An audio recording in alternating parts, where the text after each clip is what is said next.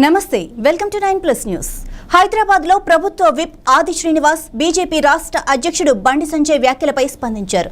CM Revanth రెడ్డిపై వ్యక్తిగత విమర్శలు చేస్తున్నారని ఆయన మండిపడ్డారు.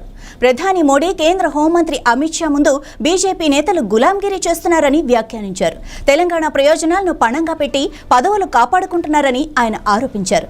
ధాన్యం కొనుగోలు, పాలమూరు రంగారెడ్డి ప్రాజెక్టు, మూసీ ప్రక్షాళన, మెట్రో విస్తరణ, ఆర్ఆర్ఆర్ వంటి అంశాల్లో కేంద్ర ప్రభుత్వం సహకరించడం లేదని విమర్శించారు. తుమ్మిడిహట్టి ప్రాజెక్టు కూడా సహకారం అందటం లేదని, ఇది ఉత్తర తెలంగాణ అభివృద్ధికి కీలకమని తెలిపారు.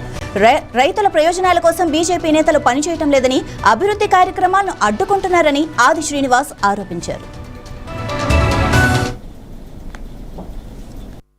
రాష్ట్ర శాఖ అధ్యక్షుడు రామచంద్రరావు గారు రేవంత్ రెడ్డి గారి గురించి వ్యక్తిగతంగా విమర్శలు చేసేటువంటి అంశంలో పెద్ద పెద్ద మాటలు మాట్లాడుతున్న రామచంద్రరావు గారు అసలు గులాంగిరి అనేటువంటి పదానికి నిర్వచనం నరేంద్ర మోదీ గారి దగ్గర చేతులు కట్టుకుని ఆమడు దూరం నిలబడి మీ బీజేపీ శ్రేణులకే ఆ గులాంగిరి అనే పదం వర్తిస్తుందని మాట అంటున్నారు.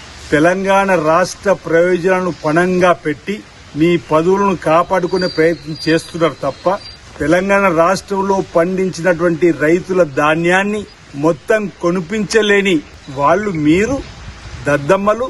మా గురించి మాట్లాడే అర్హత మీకుందని మేము అడుగుతా ఉన్నాం. పాలమూరి రంగారెడ్డి ప్రాజెక్టు మొదటి ఏటీఎం రేవంత్ రెడ్డి గారికి అనే మాట నోటికొచ్చినట్టు మాట్లాడే మాటల్లో నిజంగా మీకు చిత్తశుద్ధి ఉంటే, దమ్ముంటే ఆ పాలమూరి రంగారెడ్డి ప్రాజెక్టుకు జాతీయ హోదాను తీసుకొని వచ్చి మీరే నిర్మించండి. తెలంగాణ రాష్ట్రంలో ఏ ఒక్క ప్రాజెక్టు కూడా కేంద్రం నుంచి నిధులు తీసుకురావడంలో సఫలం కాలేని వైఫల్య నేతలు మీరా. ఈరోజు మా ముఖ్యమంత్రి రేవంత్ రెడ్డి గారి చిత్తశుద్ధి గురించి మాట్లాడారు.